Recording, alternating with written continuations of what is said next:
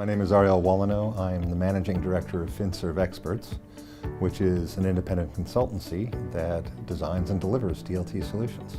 We have worked on solutions for a number of major clients, including Lloyd's of London, Deutsche Telekom, HSBC, Standard Chartered, and we focus on concrete delivery efforts.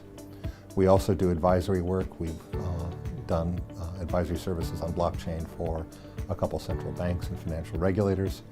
And finally, I am an advisor to UK Parliament as part of the same parliamentary working group that Anthony is on.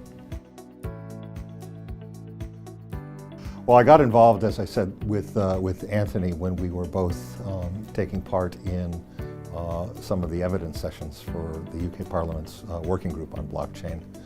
He discussed the project and mentioned a talk that I'd given on the historical context of blockchain and basing that on what's so transformative about it. And the section that I wrote is essentially that, talking about tracing the commerce evolutions actually back roughly 4,000 years before the invention of writing, and how blockchain is really the next in a series of attempts to solve what I would deem the world's oldest business requirement, which is the ability to have an independent record of a commitment between two parties. I couldn't begin to pick one. What I like about the book in general, and I think the sections do complement each other, is the fact that it's very hands-on and practical.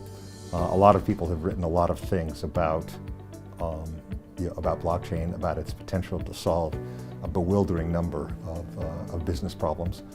Some of those things are even true, but one of the things that we see in terms of the clients that we advise is there's not a lot of guidance about how to make this a reality, not from building a product, because blockchain is actually very easy to code, but from putting together an overall business model that makes sense. Harkens very much back to the dot-com boom. I had the luxury and thrill of working the entire decade of the 1990s in Silicon Valley, part of which for Oracle. In that time, I saw a whole lot of money being thrown at a whole lot of really silly ideas. And we're seeing somewhat of a resurgence of that. And it was all based on the premise that this thing called the internet was going to change everything. Now, looking back 30 years, it's clear we were right about that. But that doesn't mean that we invested money sensibly and that we had any clue what the business models that drove the internet explosion were going to be.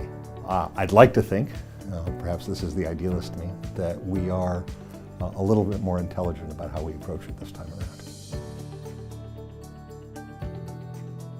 Because it's going to give you a bunch of hands-on tools, ways to actually take your blockchain idea, which you already believe in because it's your idea, and give you a set of tools to actually create an overall value proposition that makes sense and that are going to draw the kind of investment that you need to make your idea a reality.